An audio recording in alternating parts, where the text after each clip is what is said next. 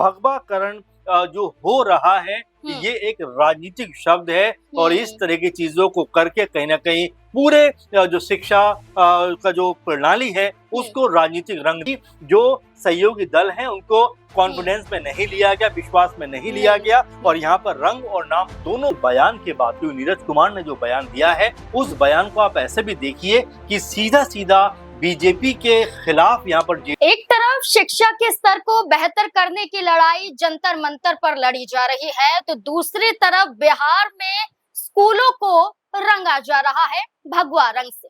आखिरकार ये कैसा बदलाव है जहां शिक्षा के स्तर पर बदलाव होना चाहिए, जहां ये बदलाव होना चाहिए कि सरकारी स्कूलों में बच्चों को कैसे शिक्षा हासिल हो सके कि वो आसानी से उसे ग्राफ्ट कर सके, आने वाले भविष्य में वो बढ़ सके, लेकिन इस पर ध्यान नहीं दिया जाता है। भविष्य पर ध्यान नहीं दिया जाता है, शिक्षा पर ध्यान नहीं दिया जाता है, ध्यान दिया जाता है कि स्कूलों का रंग कैसा होना चाहिए। ऐसा क्यों कहा जा रहा है? दरअसल बिहार में सम्राट सरकार के दौरान लगभग 551 मॉडल स्कूलों को भगवा रंग से रंगा गया है। इतना ही नहीं, स्कूल का नाम भी बदला जाता है, नाम बदलकर सरस्वती विद्या निकेतन रखा जाता है।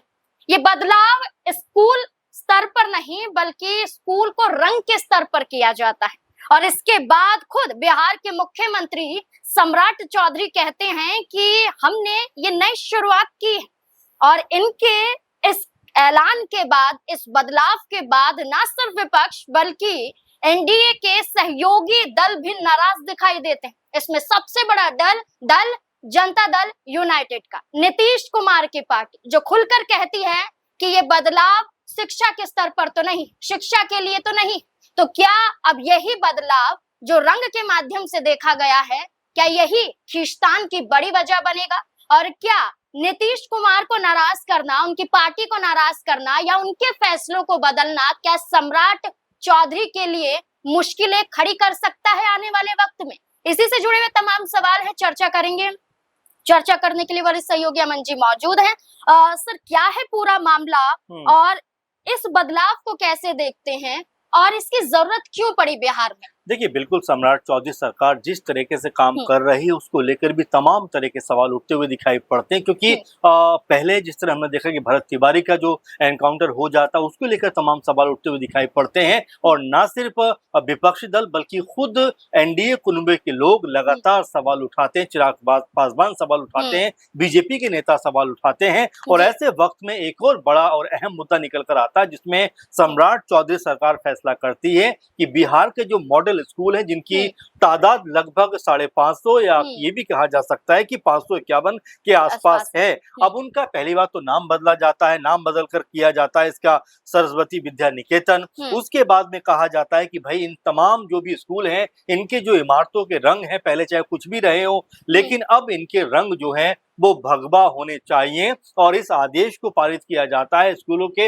रंग बदल दिए जाते हैं। लेकिन अब इन्हीं रंगों को लेकर कह सकते हैं कि जो बीजेपी के समर्थित पार्टी है, बीजेपी के सपोर्ट में आई हुई पार्टी है, एनडीए कुनबे का हिस्सा है जेडीयू, उसको यहाँ पर बड़ा ऐतराज हो जाता है कि भाई आखिर स्कूलों के नाम बदलना, स्कूलों के रंग बदलकर उनको भगवा कर देना, क्या ये सही है? क्या ऐसा करने से शिक्षा के ऊपर कोई असर पड़ेगा? इस बात की जो कह सकते हैं चर्चा यहाँ पर जेडीयू कुनबे से होती हुई दिखाई पड़ती है और जेडीयू के जो प्रवक्ता हैं नीरज कुमार जो एमएलसी भी हैं वो इसके ऊपर काफी नाराजगी जाहिर करते हुए यहाँ पर कहते हैं कि देखिए, पुरखों का सम्मान होना चाहिए, क्योंकि जो ये स्कूल हैं, ये जो इनके जो नाम है ये कह सकते हैं कि पुराने लोगों के नामों पर रखे गए हैं जिनकी अपनी कोई वजूद था, अपनी कोई हस्ती थी, अपना उनका कोई ऐसा दायित्व था जिसको उन्होंने बहुत बखूबी निभाया और इसी एवज में इन स्कूलों को उनके नामों पर रखा गया। लेकिन यहाँ पर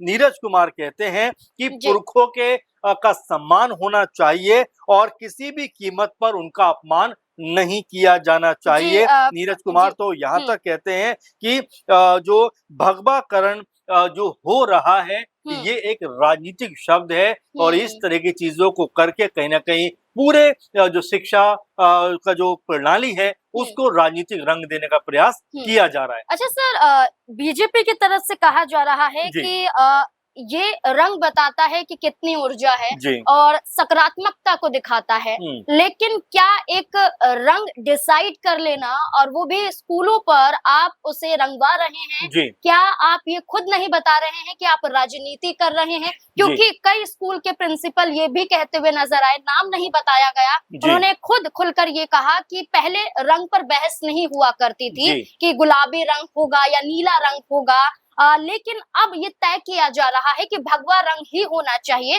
तो यहाँ प्रिंसिपल भी खुद आकर बोल रहे हैं, टीचर भी आकर बोल रहे हैं, तो राजनीति नहीं है। बिल्कुल, देखिए शुरुआत में जो बात आपने कही कि जंतर मंतर पर जिस तरह प्रोटेस्ट हो रहा है, तमाम छात्र अपने घरों से आए हैं और सरकार से मांग करते हुए दिखाई पड़ते हैं कि भाई अपनी जो एग्जामिनेशन प्रणाली उसको ठीक किया जाए, क्योंकि सिर्फ नीट की बात नहीं, लगभग 152 पर्चे लीक हो चुके हैं। यानी कि आप एजुकेशन सिस्टम को बेहतर करिए, लेकिन अगर बिहार की बात करें, चूंकि शिक्षा के मामले में लगातार बिहार को लेकर तमाम तरह के सवाल उठते हैं, शिक्षा प्रणाली पे सवाल उठते हैं, तो उसको बेहतर करने के बजाय यहाँ पर जो शिक्षा का मंदिर होता है, स्कूल होते हैं, उनके रंगों को बदला जा रहा है, उनके नामों को बदला जा रहा है। क्या वास्तव में इससे शिक्षा बेहतर होती हुई दिखाई पड़ेगी? नंबर एक बात। दूसरी बात कि क्या इस जो भी लागू किया गया है ये कि रंग बदलना चाहिए, नाम बदलना चाहिए, क्या अपने सहयोगी दलों से इसको लेकर मशवरा किया गया? क्योंकि जेडीयू की तरफ से लगातार जिस तरह से पुरजोर तरीके से यहाँ पर इन तमाम चीजों का विरोध किया जा रहा है,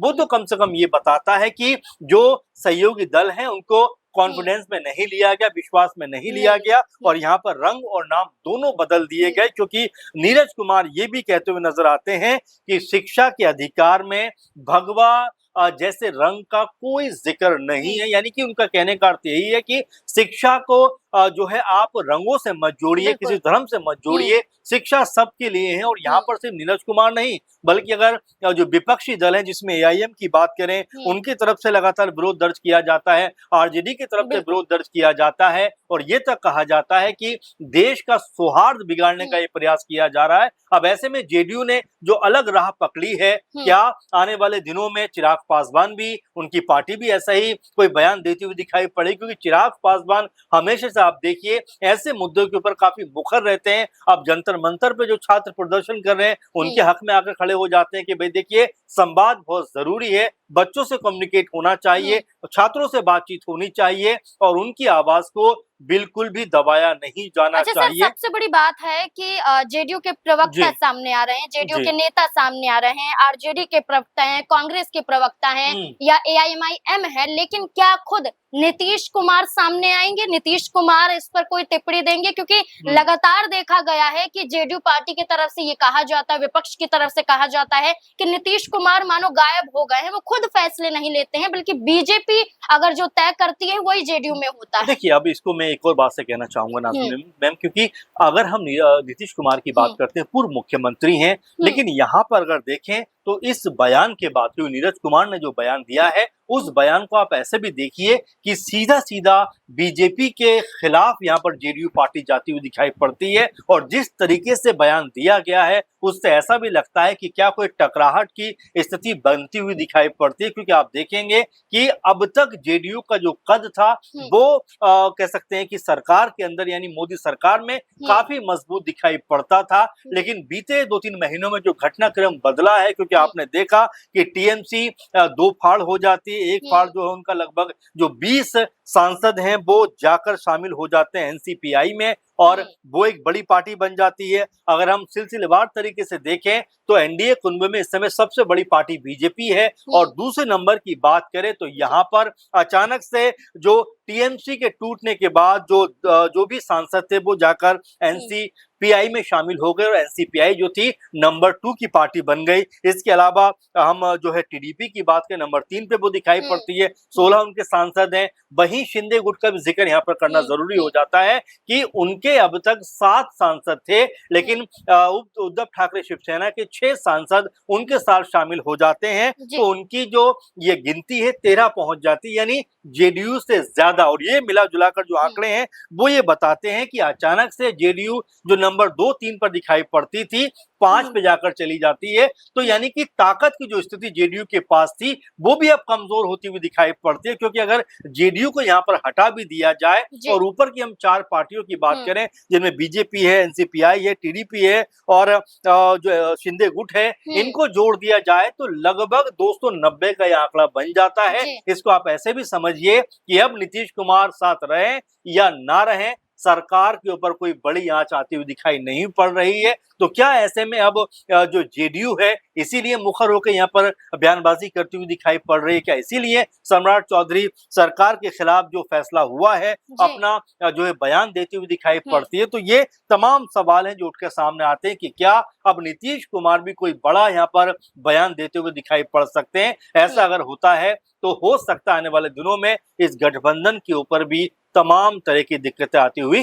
दिखाई पड़ जाएं। बिल्कुल, विपक्ष ही नहीं, जेडीयू के कई सांसद भी ये कह चुके हैं कि जेडीयू बीजेपी की कठपुतली बन चुकी है। लेकिन एक बड़ा मुद्दा जिसमें ये कहना गलत नहीं होगा कि शिक्षा का कोई रंग नहीं होता है, वाकई कोई रंग नहीं होता है। जहां एक तरफ लड़ाई है तो दूसरी तरफ बिहार में स्कूलों को रंगा जाता है। अब बड़ी आलोचना की जा रही है। क्या इस आलोचना के बाद जो फैसला बीजेपी द्वारा लिया गया है, सम्राट सरकार द्वारा लिया गया है, क्या ये फैसले में बदलाव किया जा सकता है? क्या रंग में बदलाव किया जा सकता है? आपको क्या लगता है? इस पूरे मुद्दे को लेकर अपनी राय हमारे साथ जरूर साझा करें। धन्यवाद।